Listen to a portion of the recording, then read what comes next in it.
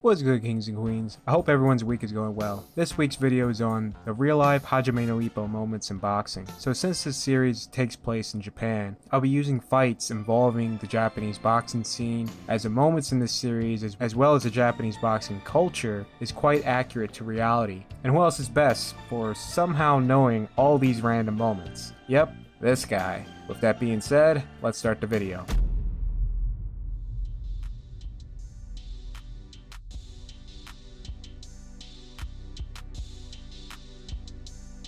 Japan has never had a middleweight title holder before, like, ever. Besides Hirota Murata having Takamura's look pat down. For Shinji Takahara, when it comes to power, yes.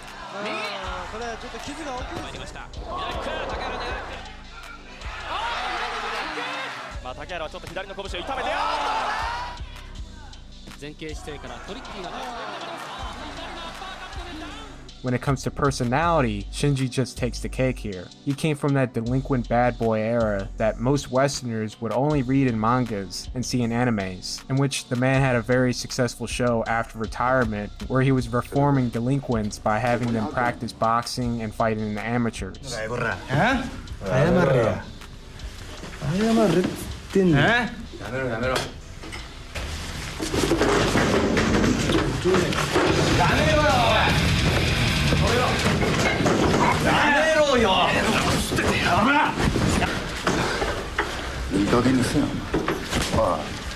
So the tale of this fight, Castro was on an absolute roll in the early 90s. After his loss against Roy Jones Jr., he would rack up a 27-fight win streak. Those wins would include a big win against Reggie Johnson, John David Jackson, and a Fight of the Year candidate, and a rematch win against Reggie. Castro had practically beaten all the top fighters at middleweight at that time. Coming into 1995, he was ranked number 2 in the world by Ring Magazine, right under the G-Man, Gerald McClellan. So when this fight was made, it was simple that Shinji was the heavy underdog, based on the fact that no one outside of the Pacific knew who he was. He held the OPBF title, but since it wasn't the best of eras in the Pacific region for fighters from Asia, welterweight and above, it was a lot of trouble finding Shinji fights. The 23-year-old Shinji gets the dream shot at the title and the privilege of having it in his backyard of Japan. Since there was obviously a promotional bid to where the fight is held, Shinji's side won. There was quite a bit of money and faith that Shinji was going to do the unimaginable of becoming Japan's first middleweight champion. Well, what can I say here? The 23-year-old delivered, putting on one of the greatest one-fight performances .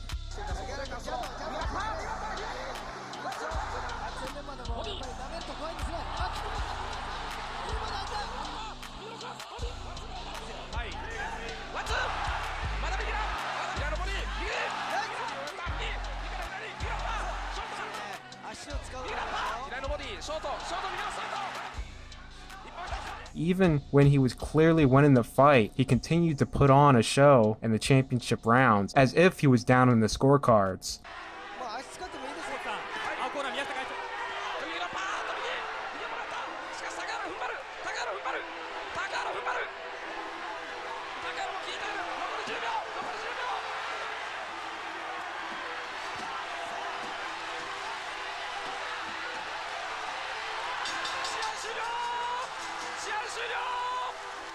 Castro in disbelief, team in utter shock. Shinji sweeps Castro in the scorecards to win the WBA title to become Japan's first middleweight champion. It's also a very good thing Shinji was still fighting as if he was losing in the championship rounds, because Manuel Gonzalez had to fight 114-116, which is just mind-boggling.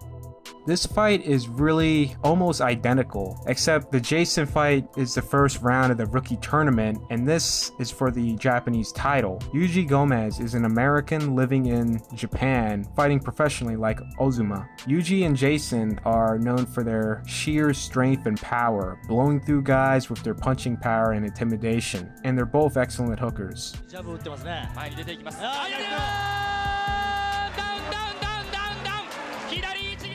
Arigato, everybody. Thank you. Now, just like in the Ippo fight, what shocked Jason is what shocked Gomez, and that was a fighter who was willing to press forward and trade shots with him, making it a barn burner between the two. Whoa! They're hitting blow for blow! 17 KO のうち1ラウンド KO 勝ちが5回。さあ目が離せない大統領。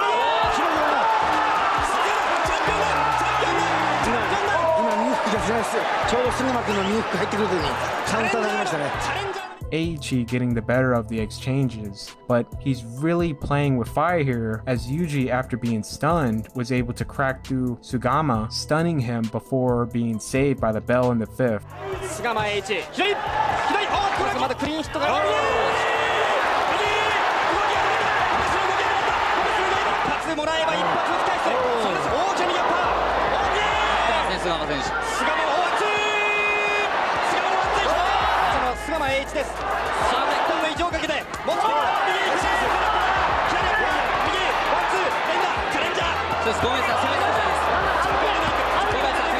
Aichi would fight the next round much smarter, and he would crack through Yuji with not the hardest shot of the fight. It seemed to be a broken orbital, going by how much his eye would close after this. Yuji took a knee and was forced to retire from the fight.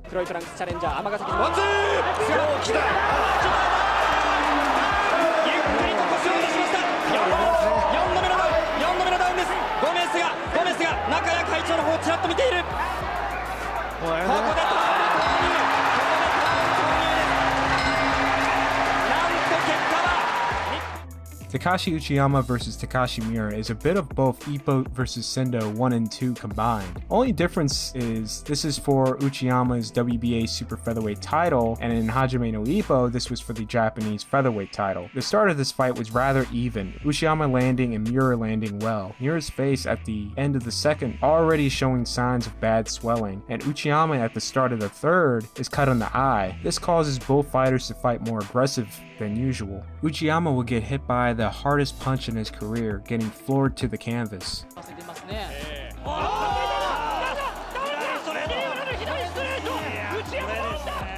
Uchiyama with his back turned, shaking off the cobwebs. The ref gives him a hard slap to the arm to get his attention on the count. Soon as the fight resumed, Uchiyama is clocked by Miura. I feel like the very subtle step back he did was just enough to avoid getting floored again. Uchiyama is standing his ground and just nearly misses a shot that would have floored Miura. The final 10 seconds would turn to a toe-to-toe battle. As the tensions are high, a bit of comic relief happens as Miura walks to the wrong corner and sits in Uchiyama's stool by mistake. He's shooed away by Uchiyama's corner as Uchiyama couldn't help to let out a chuckle.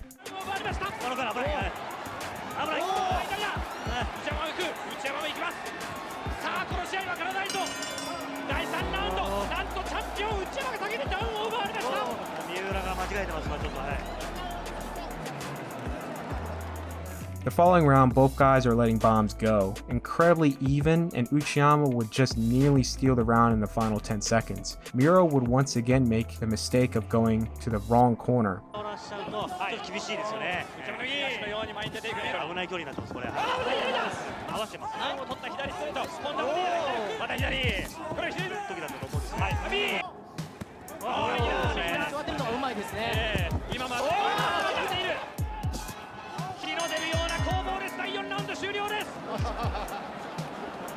Just as Uchiyama is stacking up a lead, in the following round, finding his range and putting together combinations, Miura would find his way back in. Uchiyama would shake it off and continue to mount up the offensive, landing big to keep Miura off him to where Miura is beginning to show signs of wear and his eye is really starting to look bad.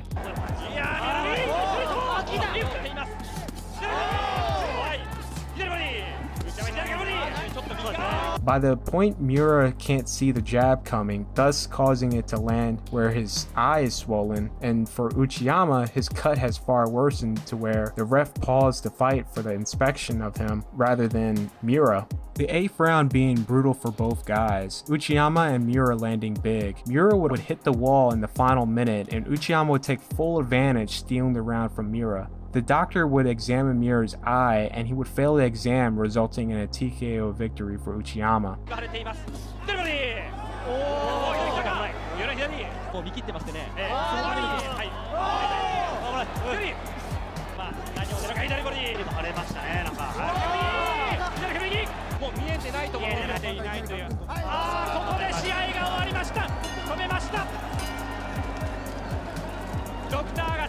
After this fight, Uchiyama would rise through the ranks all the way to number 1 by Ring Magazine. Miro would pick up the WBC title, make his way back up the rankings to number 2. By 2015, there was serious talks of a rematch, and their fights just days apart from each other, and May was a perfect setup, both guys obliterating their challengers. Miro was the first.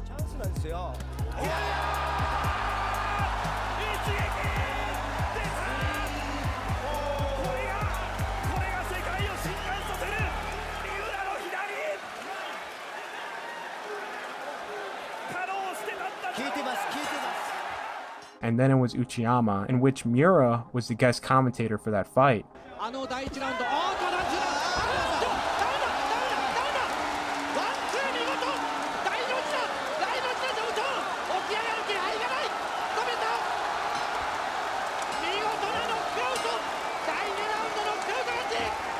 This would have been the first unification for the Ring Magazine titles since Manny Pacquiao defeated Juan Manuel Marquez in 2008, and it would have been between 2 Japanese fighters. Unfortunately, an agreement never came into fruition, and the highly anticipated rematch unification never happened. Japan versus Thailand, one of boxing's most underrated, unseen rivalries. So Miyata travels to Thailand to fight former featherweight champion Jimmy Sitfar. Jimmy was hyped up to be the next Kosai Galaxy. Kosai being the greatest boxer to come out of Thailand, holding the super flyweight record for title defenses, making 19 of them before retiring from the sport with a record of 47 wins, 1 loss, with 41 knockouts. He is the only fighter from Thailand to be inducted into the International Boxing Hall of Fame, which is beyond criminal, as there is a handful who should be in the Hall of Fame by now. Historically, Japanese fighters or foreigners going to Thailand in a high-stakes match has been bad luck. Listen, it's all about Jimmy. Talk about a hometown advantage.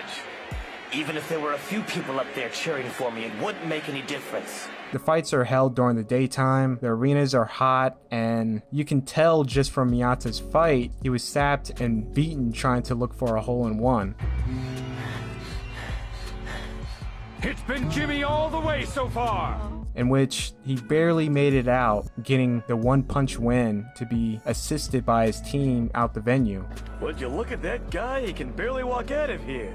And he beat Jimmy Sisfar like that? It doesn't seem right. In reality, this hole-in-one does not happen, and I have 2 examples. Challenger Daisuke Naito would make a trip to Thailand to challenge WBC and lineal flyweight champion Pongsaklak Wongjongkam. Wongjongkam would knock him out in 34 seconds, making it the fastest knockout in flyweight history. The original record was set in 1929 by Frankie Gennaro. Wongjongkam still holds the record till this day, as well as the flyweight title defense record, defending the lineal and WBC title 17 times before being dethroned by the very same man he knocked out in 34 seconds. Yes, Naito, back in title contention, earned a rematch, then a 3rd fight which Naito would win, and the 4th fight would end in a draw. The second example is Sursikit Sorangbisai versus Yota Sato. Sato was a very tricky sharpshooter that had dethroned Sursikit's gym mate, WBC champion Suryan Sorangbisai.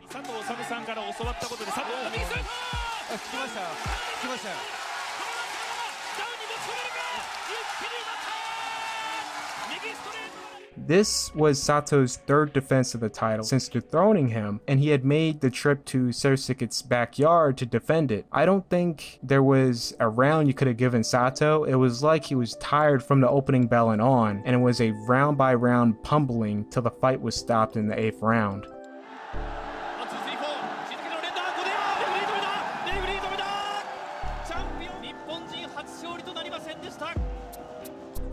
Mexico versus Japan, very underrated rivalry with a deep-rooted history. Both Date and Nakazato, world-class fighters, both this was their last chance at the world-class level fighting for a title. His opponent, one of the earliest Eddie and Chepo Reynoso champions, Oscar Larios. Larios would mostly win the early rounds till the 3rd, where Shigeru cracked Larios, sending him on the defensive.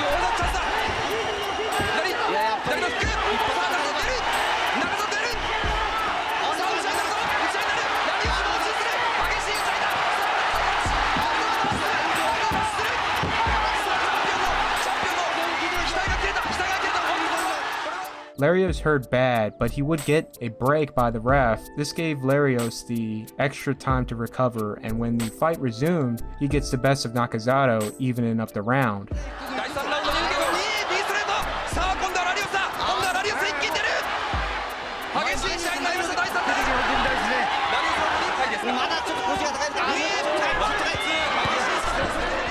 And this is where Larios, like Martinez, would put the beat down on their guy. Nakazato would get cracked and drop twice in the fifth. The first knockdown was counted as a slip.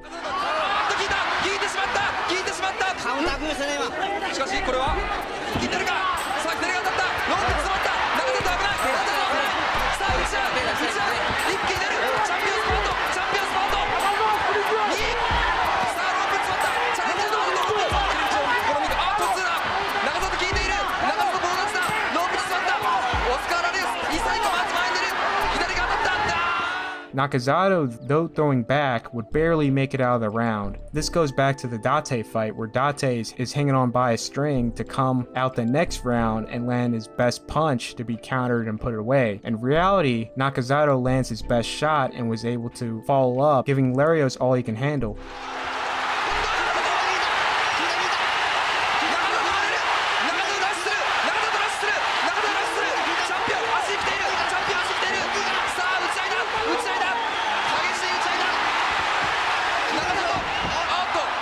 Larios would go on to outbox Nakazato, so straight up the most insane thing would happen in the final 30 seconds of the eighth. Nakazato would catch Larios with a hook coming in. Larios is completely out of his feet. The corner got on the ring apron as if they were about to stop the fight. Nakazato thought he had heard the bell ring and proceeds to go back to the corner as 10 seconds burn away to where he could have finished Larios off before the bell rang.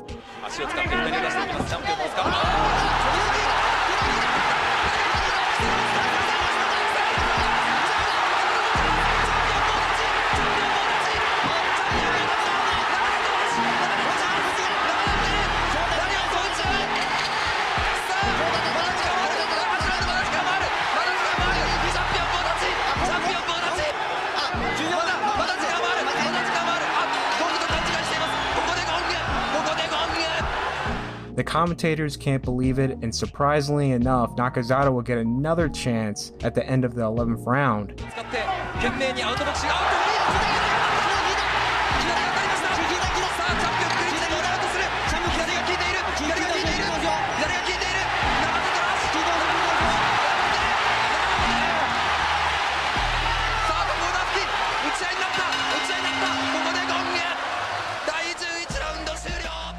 This would start one exciting 12th round to end the fight. Despite all the great moments by Nakazato, the scorecards would be ruled wide in Larios' favor, 2 out of 3 judges scoring it 116-110. One judge had it the more appropriate 114-110.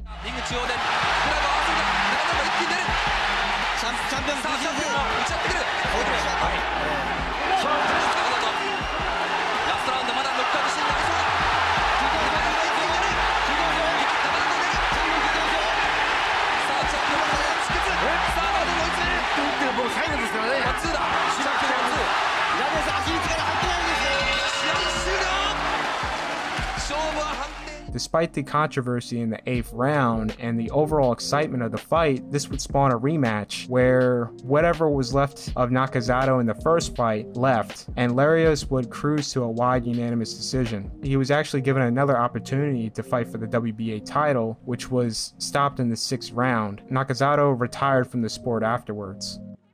If Ippo and Miyata would have met each other in the pros instead of sparring, this would be the matchup. This fight was between 2 up-and-coming stars in boxing. Whoever won this fight was on a short road to becoming a huge name in boxing and to getting a title shot. Inoue with the record of 3-0 and Taguchi with the record of 18-1. This fight was for the Japanese light flyweight title, and I'm hoping since you've watched the anime, this title and this fight is a big deal. This would be Inoue's toughest fight up to date. ところに今ジャブを合わせさあそこに右に引く田口のパンチジャブがいいですよね非常にジャブがいいですね動く位置もいいですよねさあただここは接近戦だ田口が接近戦に臨むさあ井上これに付き合うかさあボディそしてシーンが井上さんあとここでパンチだがここで Highly contested battle, but Inoue would have Taguchi's number in the later second half and win by unanimous decision. この試合勝てば世界ランク入り世界につながる戦いになりますさあ足を止めての打ち合いになるかじゃあ言って井上の前に出るジャブからジャブから下げる拳を重ねる井上が出るパンチを重ねます田口も返す井上のパンチを続けるこれがタイトルマッチこれが両者の人生 In their own right, Ippo and Miyata would go their separate ways and achieve quite a bit in the sport. The very same with Inoue and Taguchi. Inoue would skip flyweight, move to super flyweight, and beat the #1 fighter in that weight class, dominate the division, then move up to bantamweight to rule the entire weight class, winning the WBC, IBF, WBA, and ring titles, earning #1 pound for pound in the rankings, becoming the first Japanese fighter to do so, as well as the first to make it on the cover of Ring magazine. Taguchi, in a year after his loss, would become the WBA light flyweight champion, making 7 defenses before unifying it for the IBF and Ring magazine titles against Milan Melindo to become the legitimate champion in that weight class.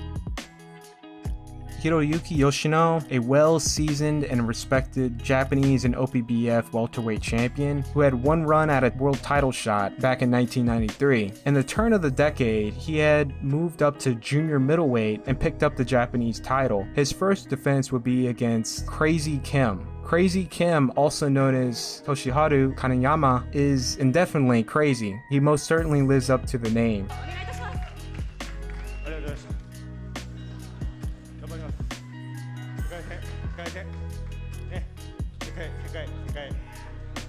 ワールドチャンピオン本当にワールドチャンピオン目指して頑張ってください今日は本当におめでとうございました Besides the fight starting crazy before the bell, this was definitely something straight out of Hajime no Ippo. そこに2本のラインが入っています不敵な笑み下を出して挑発するチャレンジャーの金山 We can also say Yoshino is a well-seasoned vet from Ippo's gym fighting a deranged up-and-comer. So, since I covered this fight in a previous video that not a soul watched, it was one of my favorite pieces, so I will recycle the recap portion. チ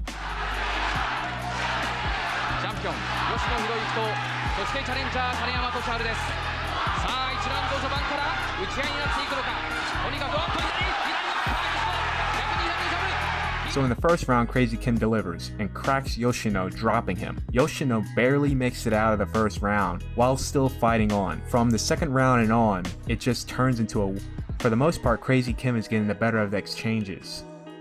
これはもういつもリズムを取ってないとね、あと左ここはチャレンジャー金山の左あとそして右左を返すさあ吉野 Third round, Crazy Kim cracks Yoshino again, but since he aggressively pushed him down after cracking him, it was counted as a slip, and Kim was warned for the push, giving Yoshino time to recover. In an odd exchange, before the round ended, Kim gets tripped up and Yoshino clocks him before he fell into the canvas, the ref counting that as a knockdown. Back and forth action, Yoshino in the closing of the 6th round, hurting Kim, thus causing Kim to come back, resulting both guys to go toe-to-toe to end the round off. 吉野はチャンスか残り時間がない残り時間ない第6ラウンド左まだ左チャンピオンが左 The 7th round, Kim, for the most part, wins the first half, then to get absolutely exhausted out of nowhere to where Yoshino is on the verge of stopping him in the final minute. 吉野がチャンス左は残り10秒左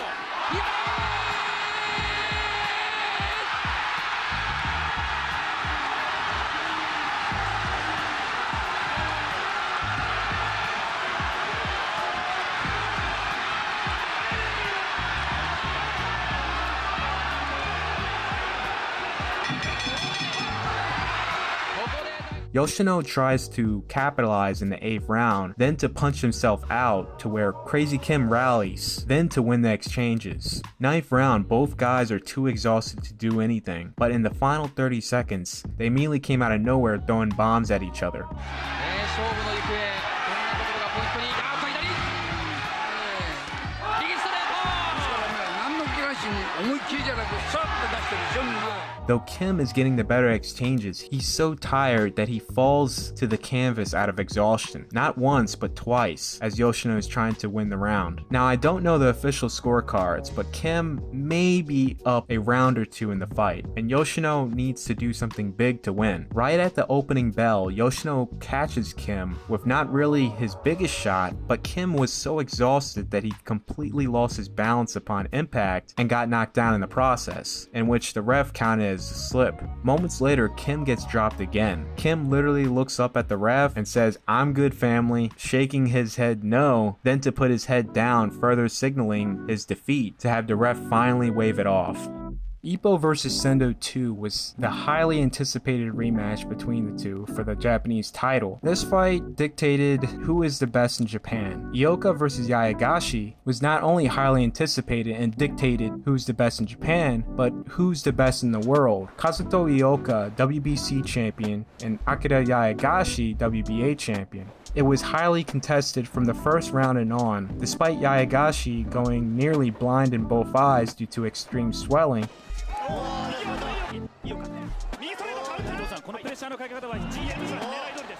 He was able to pass the test and let the fight continue numerous times.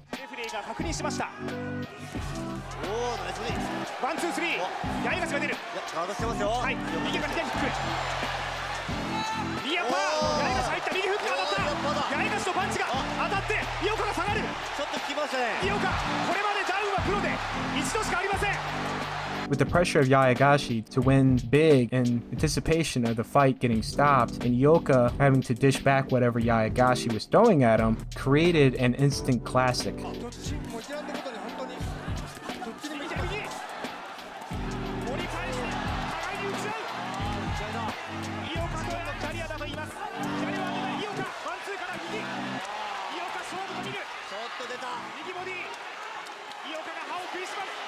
This fight was open scored, so the official render of the scorecards was shared to the broadcast and the fighters' teams. This fight was incredibly close coming into the 8th. Yayagashi was up by a round on one of the judges' scorecard. Ioka up by 2 on the remainder.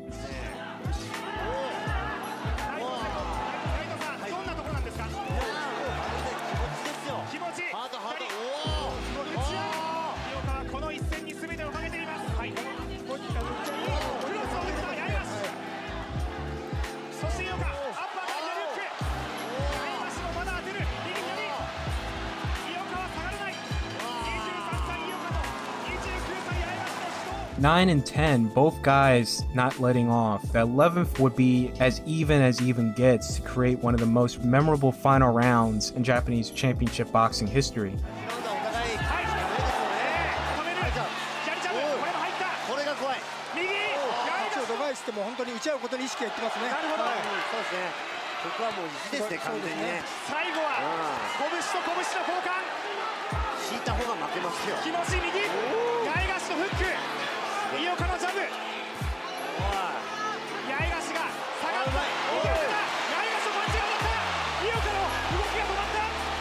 In the final 20 seconds, both fighters will let their hands go one last time before leaving the decision up to the judges. Ioka will win by a razor-thin unanimous decision.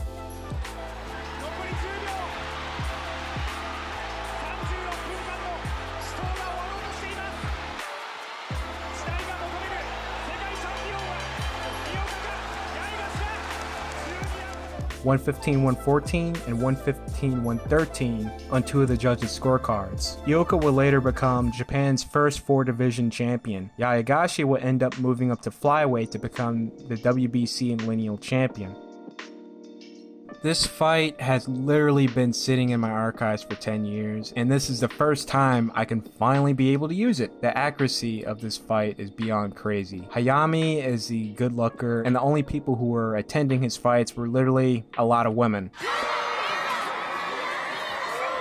This crowd's so annoying. And that would be the very same for Konosuke Tomiyama, who looks like a pop idol. Now, I really could have used the Kameto brothers earlier in their career when they had a diehard women following because they were single.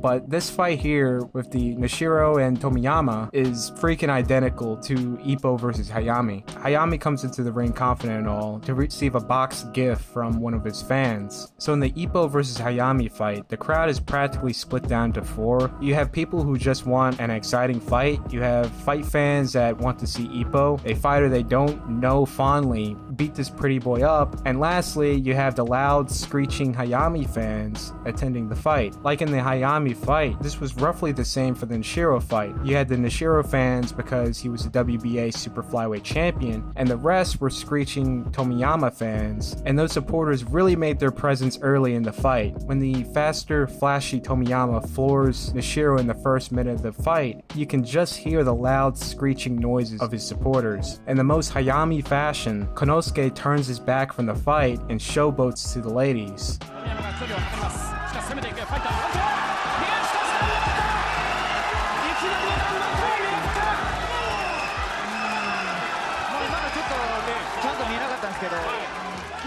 The fight would be well contested between the two.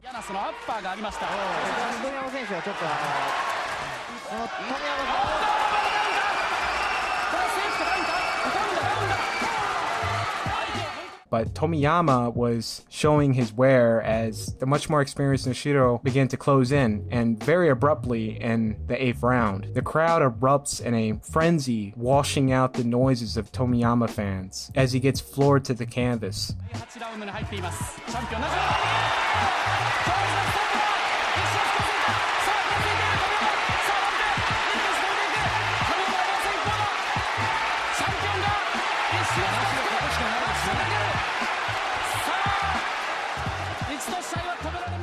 Nashiro would finish off Tomiyama very shortly to successfully defend the WBA title.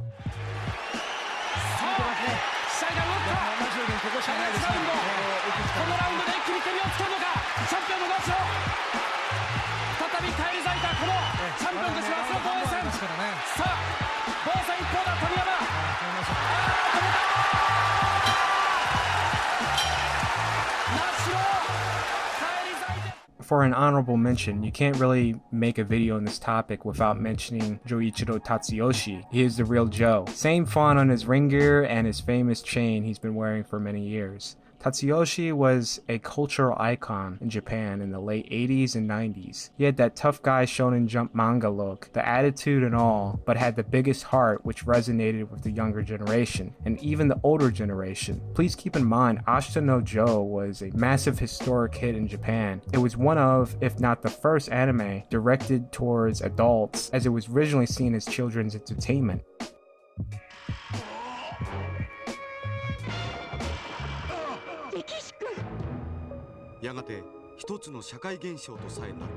And for a young talent like him to come up bearing the name Joe and show a type of attitude and flash that the Japanese boxing scene has never seen, only in a manga,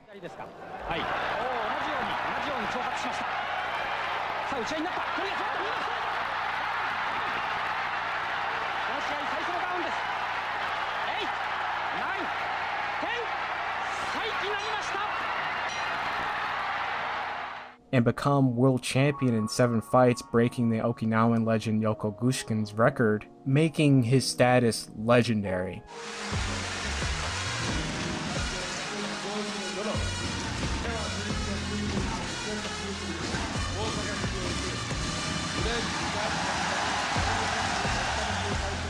His fight with Yasue Yakushiji was Japan's first mega fight. It wasn't just a prize fight, it was a cultural event that had the entire country talking. I even displayed in last month's video for this fight, they rolled out the earliest HD cameras to capture this historic match.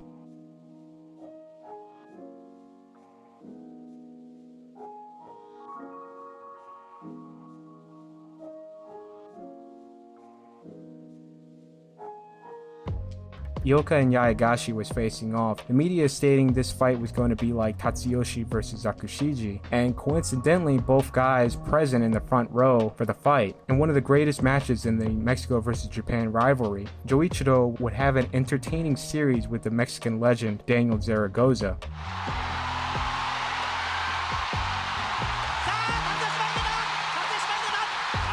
出てきます。ああ、右がストレート。左のボリーブロー。左のボリーブロー。左、右が出るか。右、試合終了。試合終了です。試合終了です。この試合は。Joichiro was seen as a heavy underdog after the Zaragoza series against undefeated WBC champion Sirimanko Singwancha. The media and fans were in high doubt that Joichiro should continue fighting and having a chance to win the fight. But when it came to fight day, they all showed up to do their best and support Tatsuyoshi in more than likely his retirement fight. Naoya Inoue is definitely on the road to becoming an all-time great, but when you compare Inoue's fights and Tatsuyoshi fights, the energy and the atmosphere is so much different. Fans are loud, supporting their guy. In between rounds, there's an actual band playing, trumpets and drums sounding off.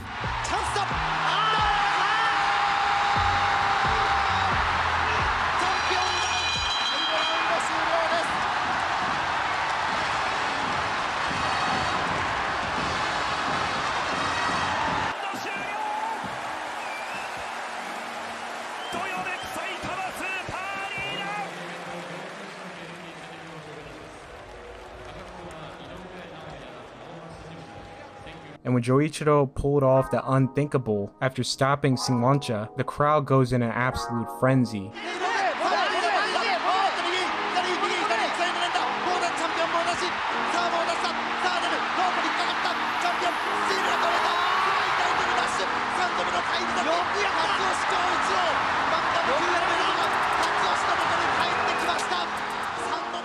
You had fans from all over flood ringside at the literal ring, standing on the ring apron, chanting their guy. There's at least 40 to 50 unauthorized people in the ring and standing on the ring apron. That is one well-built ring.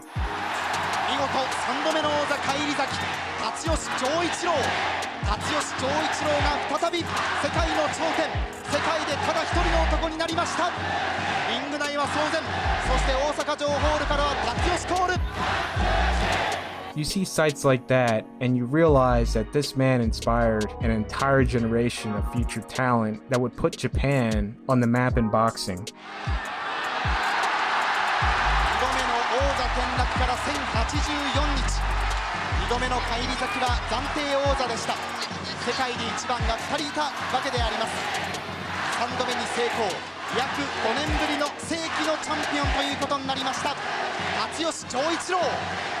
There is a rather insightful TV special that NHK BS1 put out called Sports Manga, where current champs at that time, such as Naoya Inoue, Takashi Uchiyama, Ryota Murata, and boxing legend Yoko Glushkin, talk about how the mangas Ashita no Joe and Hajime no Ippo inspired their careers. リングの中でファンがああいう声やり来て、なんかいきなり手上げたり投げキスしたりポーズ取ったりいろいろやった仕草がなんか具志堅当然これも真似ている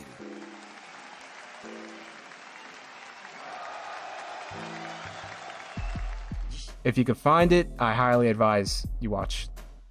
One of the biggest matchups of the 2000s in Japan. Sakamoto is definitely the Ippo, besides the fact the man fights exactly like him.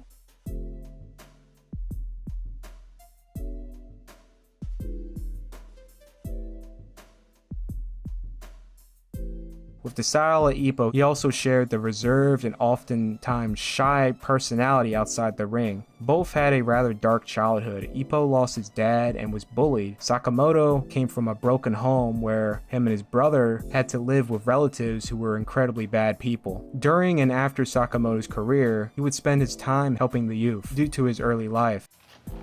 このベルト、ほら、WBA チャンピオン。子供たちが作ってくれたチャンピオンベルト。なんかこれ見た時にああってこう胸が痛んで、俺がチャンピオンベルト取れなかったから子供たちがくれたんだっていうね、In Sakamoto's career, he was always on the cusp of becoming a world champion, but always felt just short. His fight with Gilberto Serrano, he would drop him twice in the first round, almost to finish him, but due to the damage to his eye by Gilbert caused by a punch, it was stopped in the 5th round, in a fight that he was winning, which was very likely his last crack at the title. The events that would take place to set up the big fight, his rival Takanori Hatakeyama would fight Gilberto next, and he would drop him 4 times before the fight was stopped in the 8th round. Hatakeyama would regain the title he lost years prior, and he would publicly announce that a fight with Sakamoto will be happening.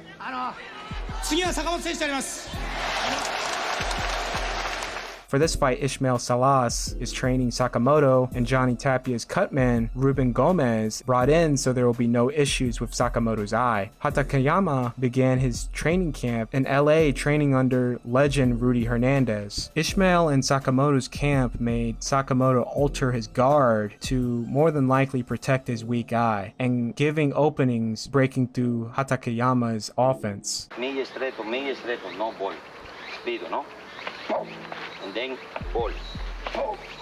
Okay? Double me. Go! Go! Now! Okay, ready? Go! Go! Now! Wash! Since this was without a doubt Sakamoto's last and final chance at this level in the sport,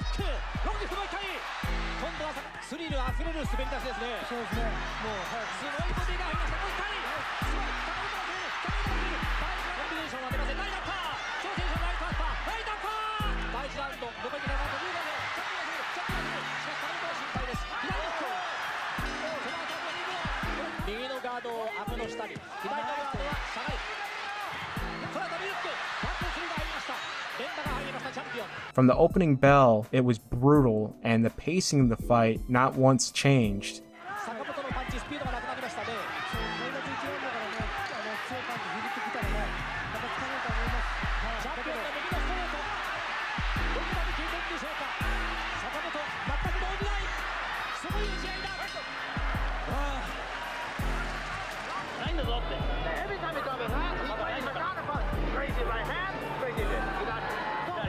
Rounds 6 and 7 were the most brutal between both fighters. Sakamoto begins to show fatigue in the 8th, and Hatakeyama finally broke through. Ismael in the corner coming into the 9th does his best to get him to wake up and get pumped up and ready for the 9th, which he would start the round a lot better.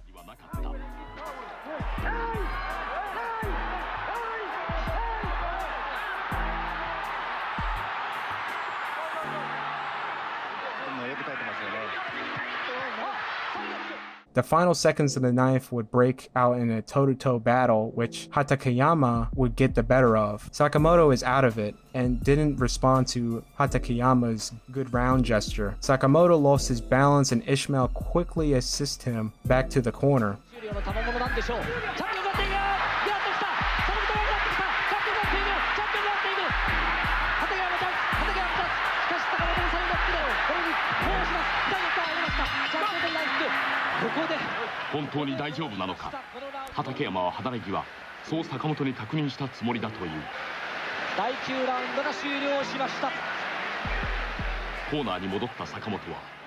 As Sakamoto supporters anxiously watch on, Ismael would give what would be his last words of motivation in the fight.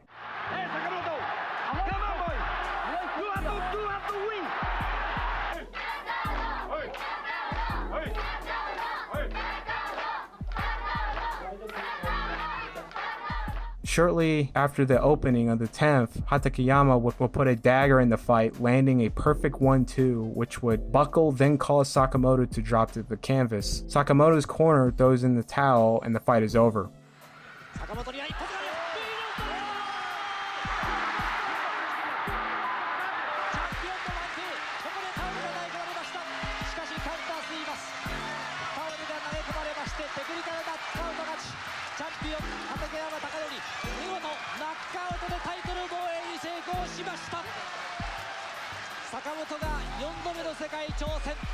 Both guys were never the same after this match. Takanori would retire a year later, and Sakamoto would take 2 years off and fight here and there for 5 more years before ultimately retiring.